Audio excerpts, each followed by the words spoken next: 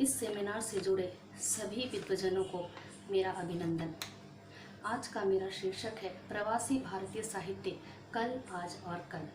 प्रवासी भारतीय साहित्य साहित्य के विशाल वटवृक्ष की समृद्ध और सशक्त शाखा है, जो दिन प्रतिदिन अपनी रचनाधर्मिता से हिंदी साहित्य को सघन बनाने के साथ साथ पाठक वर्ग को प्रवास की संस्कृति, संस्कार एवं उस भूभाग से जुड़े लोगों की स्थिति से अवगत कराने का कार्य कर रही है। भारतीयों के प्रवास का सुदीर्घ इतिहास है। प्रवास शब्द उन लोगों के लिए प्रयुक्त होता है जिन्हें मजबूरीवश दूर देशों में बसा दिया गया था, या जो शौक या रोजगार की तलाश में अन्य देशों की यात्रा पर निकल गए और वहीं बस गए।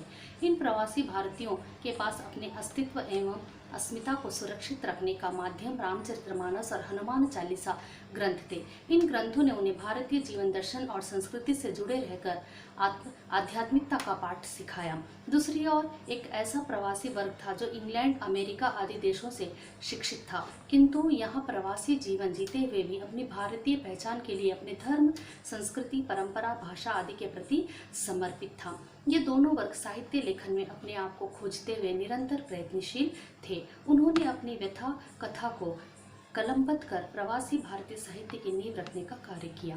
प्रवासी भारतीय साहित्य में दो भेद स्वतः स्थापित है। पहला वह प्रवासी साहित्य जिसमें गिरमिटिया श्रमिकों के यातनामय एवं संघर्षशील जीवन की छाया है और भावी जीवन की का आकल्पन है।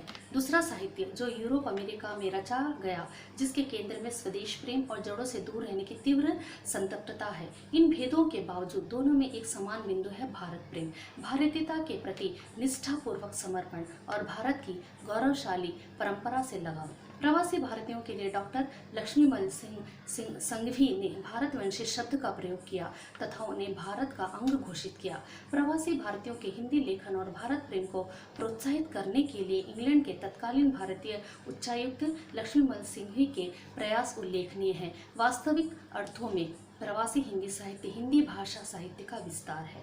प्रवासी भारतीय साहित्य के द्वारा देश और विदेश की संस्कृति के समन्वय का कार्य कर रहे हैं, वह सराहनीय है।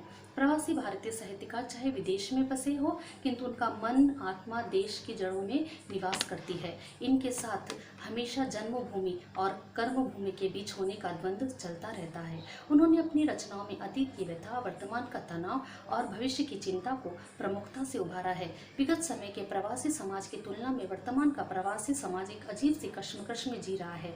प्रवास में बसे भारतीयों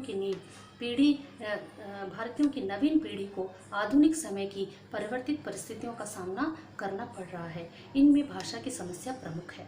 प्रवासियों द्वारा निर्मित अपनी सृजनात्मकता साहित्य का छोटा सा किंतु विश्व के चारों ओर फैला हुआ आकाश निर्मित किया है। हिंदी की एक छोटी सी दुनिया बनाई है जिसकी आत्मा भारतीयता की है। अमेरिका से प्रकाशित प्रवासी हस्ताक्षर नामक संग्रह में से ये कश्मीर है नामक संकलन में विदेश में बैठे हुए प्रवासी हिंदी कवि कश्मीर की समस्या के विषय में क्या सोचते हैं, कश्मीर वासियों की सुखद भविष्य के प्रति उनका चिंतन कैसा है आदि प्रश्नों के जवाब इस काव्य संग्रह में खोजे जा सकते हैं। प्रवासी भारतीय साहित्यकारों ने विदेशों की धरती के अनुभवों से निकलकर अपनी भारतीय स्वाभाविक जीवन जमीन पा लेना, सुख दुख की अनुभूतियों को शब्दों में आबद्ध करना सराहनीय है। साहित्य सृजन चाहे देश में हो या विदेश में, दरअसल साहित्य वही है जिसमें मानवीय संबंधों की गर्माहट जीवंत हो। प्रवासी भारतीय साहित्य की रचना के कारण चाहे जो भी रहे हो, उनमें चित्रित परिस्थितियाँ चाहे जैसी भी हो, किंतु आज का सत्य यह है कि प्रवासी साहित्य भारतीय हिंदी साहित्य का अभिन्न अंग बन गया है। प्रवास की समस्याओं और संघर्षों की वास्तविकताओं से भरा यह साहित्य हमें मानव से के जुझारू होने की सीख देने के साथ ही सदैव प्रयत्नशील होने की सीख भी देता है। प्रवासी भारतीय साहित्य लेखन की यह परंपरा दीर्घ काल तक यथावत बनी रहे, ताकि आने वाली कल की नई भारतीय पीढ़ी को प्रवास से संबंधित सारी जानकारी सहज ही मिलती रहे। प्रवासी भारतीय लेखक अपने लेखन की परंपरा को इसी प्रकार निभाते रहे और भारतवंशी होने के गर्व को सदा अपनी लेखनी से उद्भासित करते रहे। धन्यवाद।